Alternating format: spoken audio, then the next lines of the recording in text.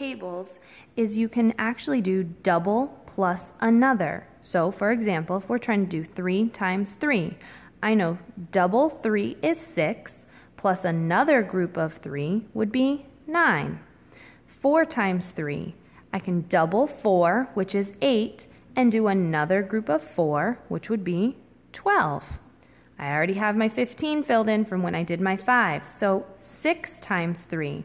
6 doubled is 12, plus another group of 6 is 18. So that's just another way you can think about it, or you can just skip count by 3s. So 21, 24, 27. And again, draw your line so that you see what facts you've already filled in.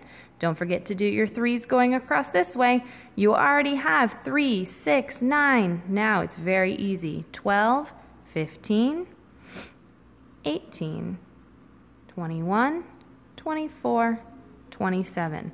Look how much of the chart we filled in, and it's been pretty simple so far.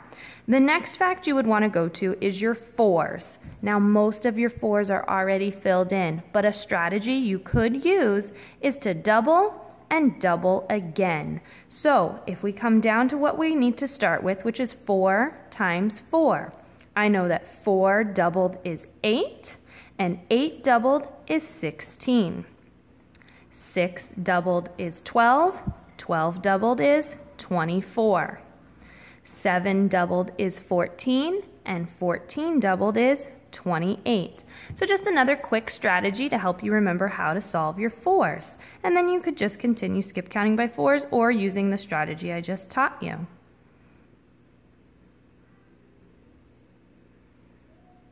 And again, fill in your 4s going this way. Look how many are already filled in for you.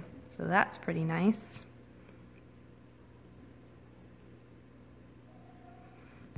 Great. Now our next step is actually going to be our 6s. And 6s are kind of nice because they're close to that multiplication of 5. We already know our 5s very easily, so we can just do times 5 and add another group.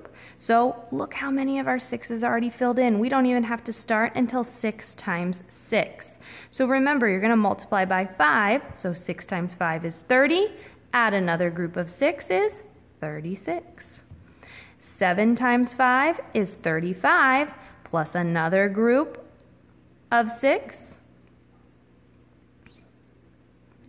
Excuse me, I'm sorry, another group of 7 is 42. Then you can continue using that strategy, or you can skip count by 6s.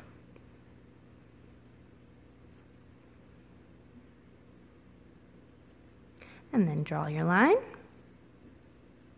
and do your 6s across this way. Now this time you only have to start at 6 groups of 7.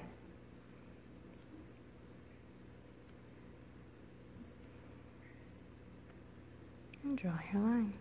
Not much left to fill in now. Now we're going to go to our 8s. And 8s are really cool because you can do 8s by doubling the number 3 times. And you guys are really good at doubling numbers. So let's take a look at our 8s. Look how much is already filled in. We don't even have to think about it now. So now I'm going to start with 7. I'm going to double 7 3 times. So 7 doubled is 14. 14 doubled is 28. And 28 doubled is 56. Again, 8 times 8. I'm going to double 8. 8 plus 8 is 16. Double 16, which is 32. And 32 doubled is 64. Last one. 9 doubled is 18. 18 doubled is 36. And 36 doubled is 72. Draw your lines. And fill in across this way. Now you're only missing 2 facts going this way, so that's pretty easy. 56 and 72. And draw your lines. So now we're going to move on to our 9s. And 9s are kind of nice because we're close to another fact that we know easily, which isn't even on our chart, but it's our 10s. We can multiply the number by 10 and then subtract a group. In this situation, you only need to fill in 2, so it's probably easier to skip count, but remember you could do multiply by 10 and subtract one group. So for example, I know that 7 groups of 9, I could do 7 times 10, which would give me 70, and subtract